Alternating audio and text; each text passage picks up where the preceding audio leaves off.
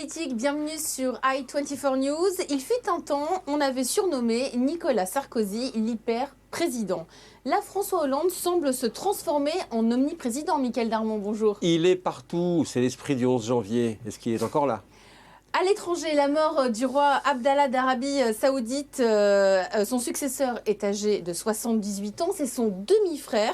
Christian Malard, bonjour. Bonjour. A priori, pas de changement, a priori seulement. Oui, a priori seulement, avec Bin Salman, le nouveau roi, qui va avoir à affronter de doubles défis, sociétaux et antiterroristes. Allez, tout est politique. Les nouveaux défis du nouveau roi d'Arabie Saoudite. À quelques heures après le décès du roi Abdallah, c'est son demi-frère Salman, 78 ans, qui lui a succédé. Le royaume d'Arabie Saoudite est dans une situation géostratégique assez mouvante. Christian, d'abord, on va commencer par sa situation par rapport à l'Iran.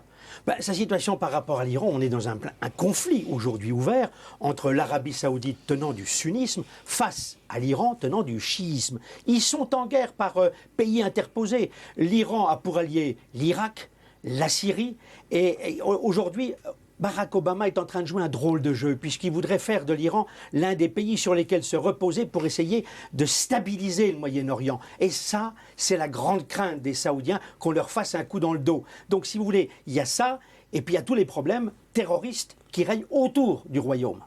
Alors, ça concerne l'Iran. Au niveau du pétrole, parce que jusqu'alors, Abdallah disait le pétrole, on n'y touche pas, et là, il dit qu'il n'allait pas y toucher, mais son successeur Salman dit justement qu'il va y toucher au pétrole. Donc l'enjeu pétrolier. Il y a une guerre du pétrole. Les Saoudiens, qui sont les premiers producteurs de pétrole au monde, si vous voulez, arrivent à manipuler les prix avec l'OPEP.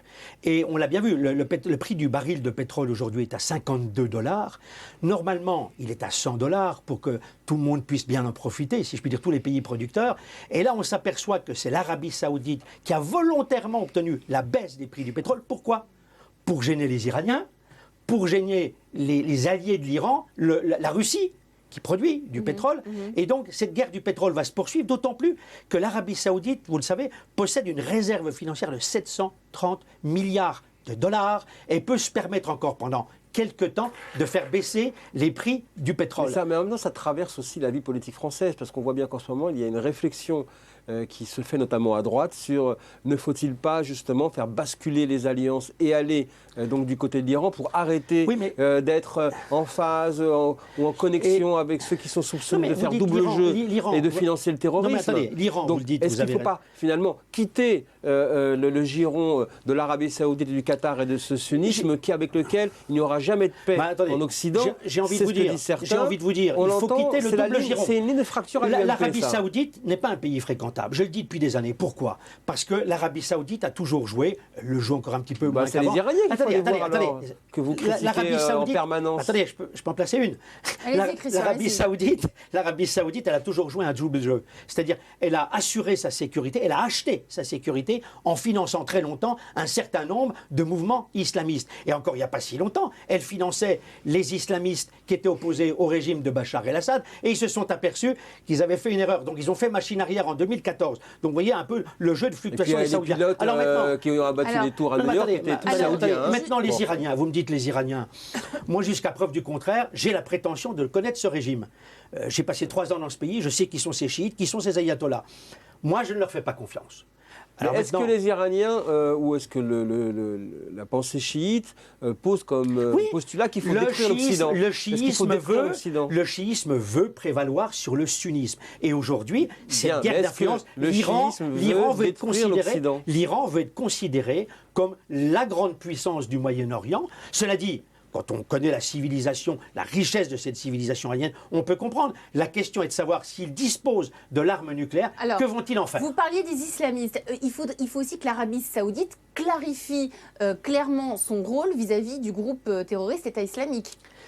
Oui, c'est un peu ambigu comme position. Non, alors aujourd'hui, soyons clairs, il y a 3 menaces pour l'Arabie Saoudite. Déjà son rôle par rapport à justement, mais là on va parler de Daesh, on va parler de l'État islamique. La véritable menace numéro 1 pour l'Arabie Saoudite aujourd'hui, ce sont ces extrémistes sunnites de Daesh qui sont à la frontière nord avec l'Irak. Et puis il y a une deuxième menace, et là il faut en prendre compte. De plus en plus. Attendez, là je réponds à ce que dit Michael Darmon. La deuxième menace, elle est au sud, avec des extrémistes chiites qui sont inféodé, manipulé par l'Iran. C'est une sorte de Hezbollah local donc de part qui se et trouve aussi... d'autre, les extrêmes. Et puis attendez, j'ajouterai le troisième point. Pris en étau, j'ajouterai le troisième point, à l'Est, où il y a l'essentiel de la production pétrolière qui est concentrée, où là, on a une minorité de population chiite qui sont aussi manipulées par l'Iran. Voilà, alors, quand vous disiez tout à l'heure, la guerre Iran, si on veut garder le pétrole, là. pourquoi on ne fait pas accord avec les chiites, puisque le pétrole est chiite? Écoutez, ça c'est une autre histoire, c'est un autre débat. Je crois qu'il faut regarder maintenant la situation telle qu'elle se développe, et c'est vrai qu'elle est compliquée. En tout cas, ça va être le débat géostratégique à venir. On en a pour un bout de temps. Est-ce qu'il faut aller avec l'Iran ou est-ce qu'il faut rester avec l'Arabie Saoudite? Non, je pense qu'il faut trouver un équilibre entre les deux. On reste sur cette question. Tout est politique. François Hollande est partout.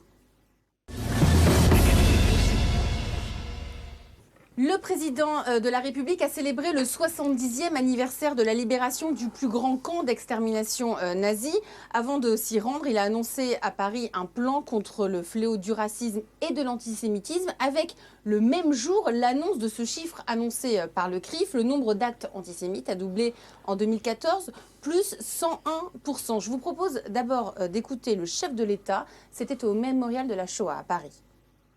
Donc nous devons agir au niveau européen et même international pour qu'un cadre juridique puisse être défini et que les plateformes Internet qui gèrent les réseaux sociaux soient mises devant leurs responsabilités, que des sanctions soient prononcées en cas de manquement. Et cet après-midi, je serai à Auschwitz et je demanderai aux représentants des gouvernements qui sont présents de s'y joindre également.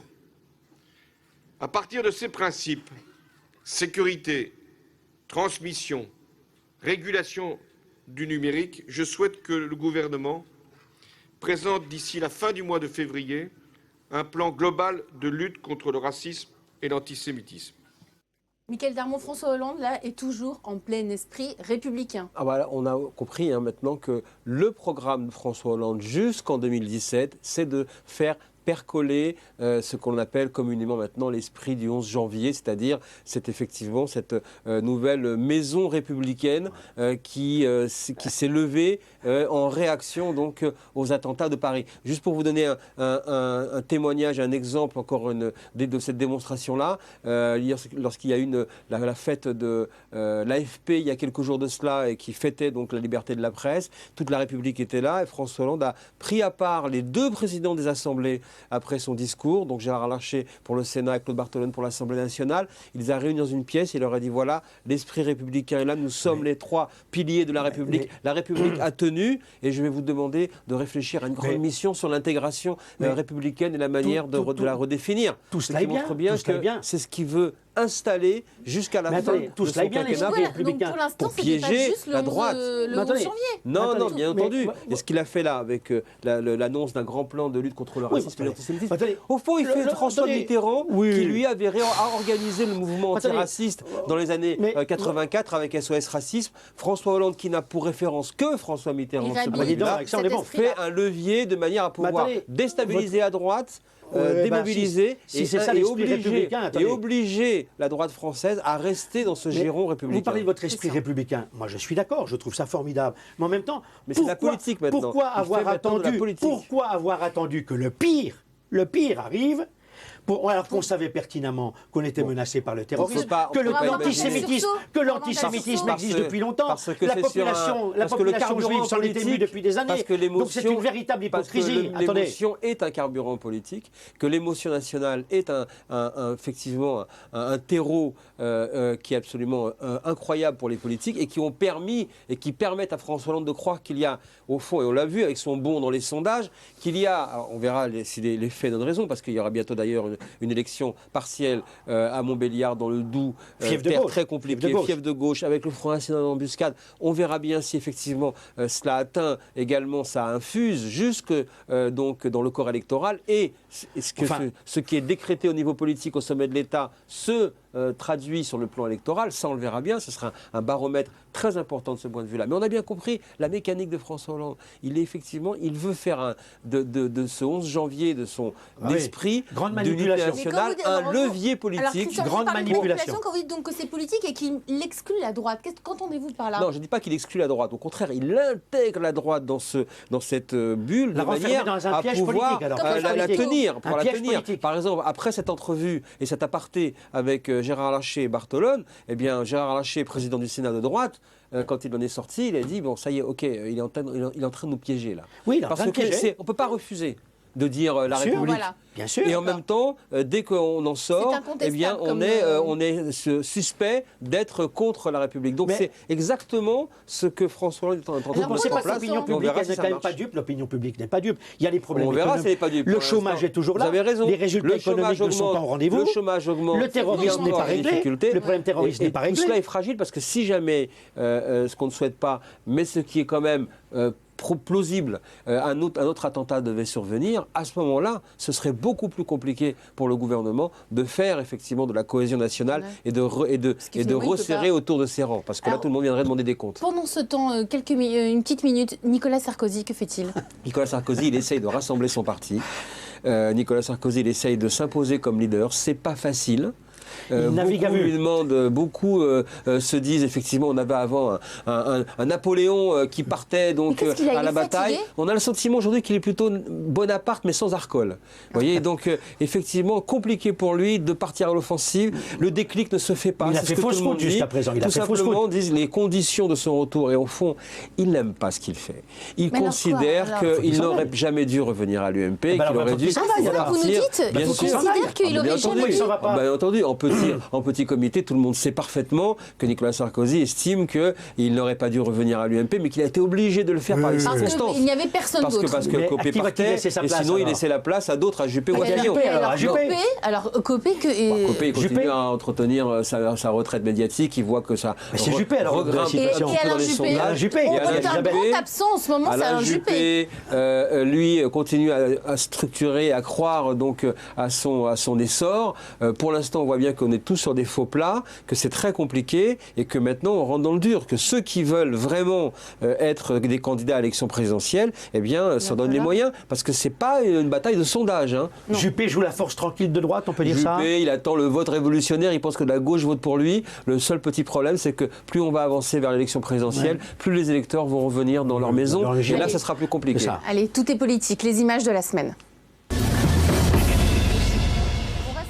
On reste avec vous, Mickaël, et on reste aussi avec François Hollande, puisque vous avez choisi comme image de la semaine, parce que François Hollande est partout, vous nous l'avez dit au début de l'émission. Effectivement, il y avait l'hyper-présidence de Nicolas Sarkozy, vous l'avez souligné, et bien maintenant il y a l'omniprésidence et l'omniprésence de que voit-on là? Alors là, par exemple, cette photo, je l'ai choisie parce qu'il est allé devenir faire le rédacteur en chef de Mon Quotidien, ce journal pour enfants, où il a été effectivement rédacteur chef exceptionnel pendant une journée. Alors, hormis le fantasme d'un homme politique qui consiste à vouloir toujours être un peu le rédacteur en chef de la presse, après les attentats. il est allé après les attentats, justement, faire donc cette rédaction en chef avec les enfants. Pourquoi ? Il est allé ensuite, on l'a vu donc à Auschwitz, il est allé sur tous les terrains, il reçoit pour préparer sa grande conférence de presse dont il n'a plus que faire parce qu'il estime qu'il n'est plus en lien direct avec les Français. 5 février. Et il va recevoir des Français pendant la veille, toute la journée, pour pouvoir montrer qu'il est en lien direct. Pourquoi ? Parce que justement, il est en campagne. Il est persuadé. Auprès d'enfants, il n'est pas en campagne. Près de tout le monde. Il veut redevenir le président qui avait dit préféré des jeunes, branché. Le père de la nation. Vous savez, une fois de plus, il faut revenir à cela. Sa référence, c'est François Mitterrand. En 1985, François Mitterrand est au fond du trou. En 1988, il est réélu avec une génération Mitterrand, avec des slogans d'artistes qui disent « Tonton, laisse pas béton ». Il passe pour être le président le plus branché. François Hollande a compris qu'avec le 11 janvier, il pouvait devenir effectivement le président le plus branché. C'est sa bouée de sauvetage. Il avait cherché la petite phrase comme Mitterrand pour les émissions de télévision dont vous nous aviez parlé. Exactement. C'est sa bouée de sauvetage. Et n'oublie, je ne sais pas si sa bouée de sauvetage, en tout cas c'est son tremplin. Allez. On verra bien jusqu'où il rebondira. Christian, votre image de la semaine, c'est Kobané libéré. C'était un nœud stratégique au nord de la Syrie, à la frontière avec la Turquie, là même où M. Erdogan qui est vraiment irresponsable, ce président turc avait pu considérer que les Kurdes étaient plus dangereux que Daesh, que l'État islamique, eh bien aujourd'hui, ce nœud stratégique est tombé auprès de 4 mois de bataille avec les Kurdes syriens, les Kurdes turcs, et puis l'arrivée des Peshmerga, ces combattants turcs venus du nord de l'Irak. Bon, maintenant, ils ont repoussé à 5 km Daesh, avec l'aide, bien entendu, de la coalition, des bombardements permanents, plus de 734 frappes en plusieurs semaines. Mais il faut continuer. Le combat est long, mais c'est déjà une bonne nouvelle. C'est une bonne nouvelle. Mickaël, là-dessus, on voit bien que justement la coalition a son efficacité. Donc ça il y a quand même, voilà, donc il y a quand même une efficacité d'intervention. On les a souvent critiqués pour pouvoir le souligner. Allez, merci messieurs. Restez avec nous sur i24 News. On se retrouve juste après les infos avec notre invité cette semaine, c'est Nicolas Dupont-Aignan, député de l'Essonne et président de Debout la France. À tout à l'heure.